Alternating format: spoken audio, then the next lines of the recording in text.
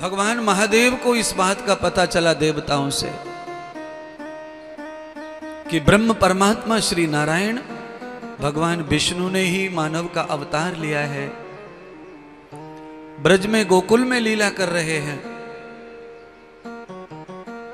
देवताओं ने संदेश भेजा, महादेव को पता चला तो महादेव ने बिना विलंब किए बिना देर किए ब्रज की यात्रा का शुभारंभ किया। और मुझे लगता है एक सच्चा प्रेमी, एक सच्चा भक्त जो होता है, बस वो यही करता है जो शिव जी कर रहे हैं।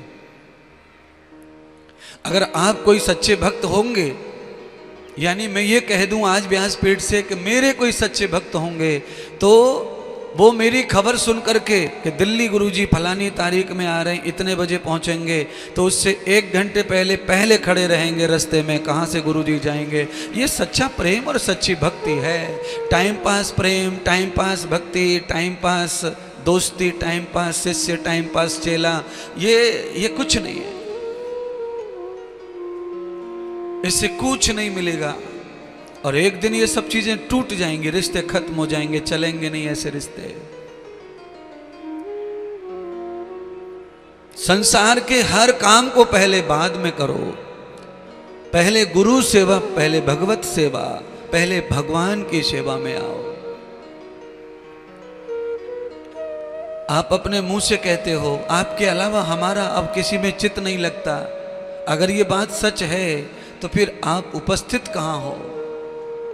फिर वो कहाँ गई बात, वो चित्त वाली बात झूठी पड़ गई। क्यों? झूठे तो हो ही। पर शंकर भगवान कैसे भगवान, जैसे देवताओं ने बताया तो कोई संशय या लेकिन परंतु नहीं किया। साकार विग्रह का दर्शन करने के लिए तत्काल दौड़ पड़े, ब्रज गोकुल में पधारे। और जिस गोकुल गांव में पधारे उस गांव में कोई भी आदमी कोई शिक्षित नहीं था। ग्वारियों का गांव था, गौचरों का गांव था, गोपालों का गांव था, ग्वालों का गांव था। सारे लोग जंगल में इधर उधर गायों को घेर कर खड़े थे, कटियार और लठिया लेकर।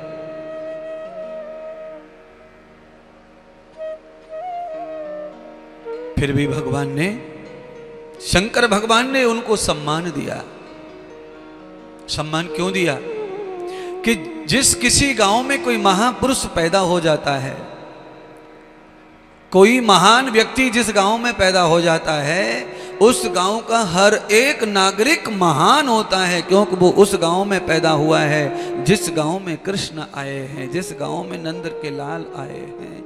इसीलिए जिस गांव में कोई विशेष व्यक्ति पैदा हुआ हो, उस गांव में हमारा जन्म हो तो हम बहुत भाग्यशाली हैं, यह मानना चाहिए। तो आप भाग्यशाली हैं कि नहीं मुझे नहीं पता, पर मैं तो भाग्यशाली हूं, क्योंकि मेरा जन्म भारत में हुआ है, जहां राम का हुआ, जहां कृष्ण का हुआ, वहां मेरा जन्म हुआ है। जहां दुष्ट लाड मैकाले का जन्म हुआ, जहां महीधर का जन्म हुआ, जहां सत्यनारायण का जन्म हुआ, उस पाप लोक में मेरा जन्म नहीं हुआ, इसलिए मैं भाग्यवान हूं। जहां दुष्ट का जन्म हुआ वहां मेरा जन्म नहीं हुआ, मैं भाग्यवान हूं। जहां वैष्णो माता हिमालय पर पर्वत पर हमेशा सिंह पर सवार करके खड़ी रहती है, वहां तुम्हारा जन्म हुआ है, तुम इसलिए बड़े भाग्यवान हो। इसलिए भगवान शंकर इस कथा में यह दिखा रहे हैं लीला करके कि जिस गांव में भगवान आ गए हों, उस गांव के हर एक व्यक्ति का सम्मान यात्री को, दर्शनार्थी को करना चाहिए। शंकर भगवान दूसरे लोक से आए, गोकुल में गाय चराने वाले ग्वालों को बंधन करते हुए, प्रणाम करते हुए मार्ग पूछा। अरे ग्वाल वालों, मुझे दर्शन करना है परमात्मा का, श्री हरि का, मेरे राम का। मुझे उनका पता बताओ, उनका घर बताओ। प्यारे बंधुओं, ये बातें बड़ी अड़बड़ी लग रही हैं कि त्रिकालदर्शी 3 लोकों का जाता शिव ग्वाल वालों से क्यों पार्क पूछ रहे हैं? मैं आपको बताना चाहता हूं, अगर आप 10,000 साल पुरानी इतिहास में चले जाएंगे तो वेदों का ज्ञान सबसे ज्यादा अगर किसी को था तो गाय चराने वाले ग्वालों को था। इसीलिए अंग्रेज कहते थे ये भारतीय लोग तो पागल हैं, गडरियों के गीत गाते हैं और उसे कहते हैं वेदों का विज्ञान। हमारे देश में गडरिया गाय चराने वालों को वेदों का सबसे ज्यादा ज्ञान था। जंगल में रहते थे, तप करते थे, वेदों के मंत्र गाते थे। शहर में गांव में रहने वाला आचार्य पंडित वेद को भूल जाता था, पर गडरिया गीत गाते वेद का याद रखते थे हमेशा। इसीलिए अंग्रेज कहते थे कि ये गडरियों के गीत हैं, ये वेद वेद कुछ नहीं होता। और जिस देश का गडरिया वेद का मंत्र बोलकर गाय चराता हो और जिस देश का ग्वाला मंत्र बोल करके अपनी गाय को अपने पास बुला लेता हो, उस देश का कितना सम्मान होगा दुनिया में। इसलिए भारत देश विश्व गुरु रह चुका है और विश्व गुरु बने दोबारा से। मैं तो उसी की कोशिश में हूं, आप भी साथ दीजिए कि ये कोशिश सफल हो। सरकार भी साथ देवे, सरकार भी उस कोशिश में लगी है कि देश का नाम आगे जाए, देश यशस्वी बने, देश के कार्य सिद्ध होवे, लगे हैं। प्रधानमंत्री जी भी वही काम कह रहे हैं, वही काम कर रहे हैं। तो सब अपने कामों में लगे हुए हैं। तो आप सब लोगों को कितना खुशी है भारत में पैदा होने की मुझे नहीं पता, मुझे तो पर बहुत खुशी है।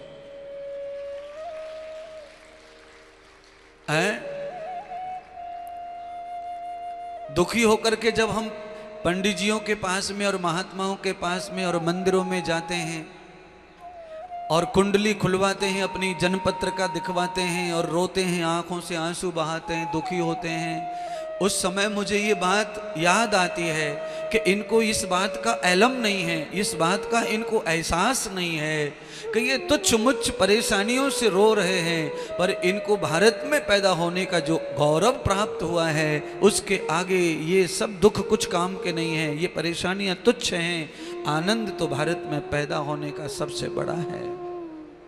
आपको आनंद नहीं होगा, मैं तो कहूँगा कि आप छाती ठोक कर कहो कि हमें दुनिया में सबसे बड़ा खुशी है तो यही है कि हम भारत के वासी हैं। भारत हमारा देश है, भारत की मिट्टी से ये काया बनी है, शरीर बना है और भारत की मिट्टी में ये शरीर मिल जाएगा।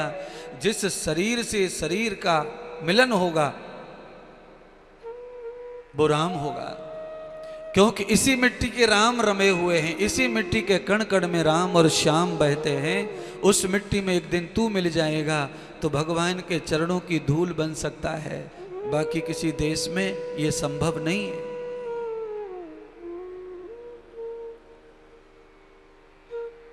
भगवान शिवजी ने बड़ा अच्छा ज्ञान दिया, चाहे कितना भी बड़ा भक्त क्यों ना हो, पर भक्त जब दर्शनार्थ मंदिर आवे या किसी तीर्थ में आवे तो अहंकार छोड़कर घर आए और तीर्थ के सभी नर नारियों को, गाय मिले मार्ग में, चाहे कुत्ता मिले मार्ग में, पेड़ मिले मार्ग में, सबको सिर झुकाकर प्रणाम करते हुए ही तीर्थ का फल प्राप्त करना चाहिए। देखिए ये जो कथा हो रही है ये पांडाल कोई कथा का नहीं है। इसमें शादी होती है, इसमें मरेका होता है, इसमें तेरवा होता है, इसमें 14वां 40वां सब होता है। चाहे कोई हिंदू ले ले इसको, चाहे कोई मुसलमान ले ले, इस जगह के मालिक को तो पैसे से काम है, कुछ भी कर लो। चाहे यहाँ के दारू पी लो, रोटी खा लो, चाहे मछली पका के खा लो, चाहे कथा करवा लो, भाड़ा दे दो। पर आज इन 5 दिनों में इसी पांडाल को आप सब देख रहे हैं। आप बाहर से जब गाड़ी से उतरते, रिक्शे से उतरते हैं, वहीं से प्रणाम हो जाता है, आप वहीं से सिर झुकाकर घुसते हैं पंडाल में। ये प्रभाव है सनातन का। अगर इस पंडाल में विवाह हो रहा होता तो आप रिक्शा से उतरते तो क्या प्रणाम करते पंडाल को? आप अकड़ते, पहले एक यहां छाती से बटन खोलते और फिर हवा भरते छाती में, नकली हनुमान बन के फिर चलते।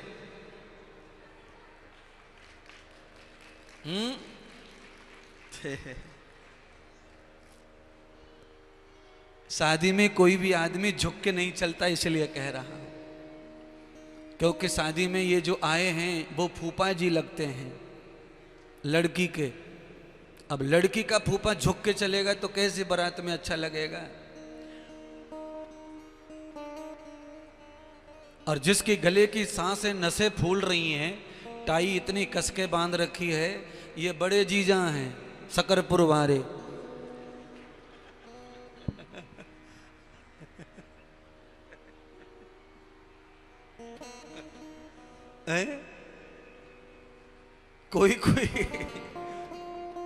कोई जीजा तो इतनी कस के बांध लेता है कि यहां पर नसें निकले आमे वाकई, गर्दन भी ठीक से नहीं घूमती है उसकी। अब जीजा होने के नाते थोड़ा गर्दन सीधी करनी पड़ती है उसको। पर ये सब चीज भगवान की ऐसी कृपा है। भागवत जी के पांडाल की ओर आप कहीं भी जाओ किसी महात्मा की कथा में, अपने आप ही सिर झुक जाता है, माथा झुक जाता है, क्योंकि अंदर देवता बैठे हैं, वो सीधा बुद्धि को तैयार कर देते हैं। कहाँ कैसे देखो, अभी देखो वो व्यक्ति घुस रहे हैं, दोनों हाथ जोड़ के घुस रहे हैं अंदर, देखो वहां से गेट पे।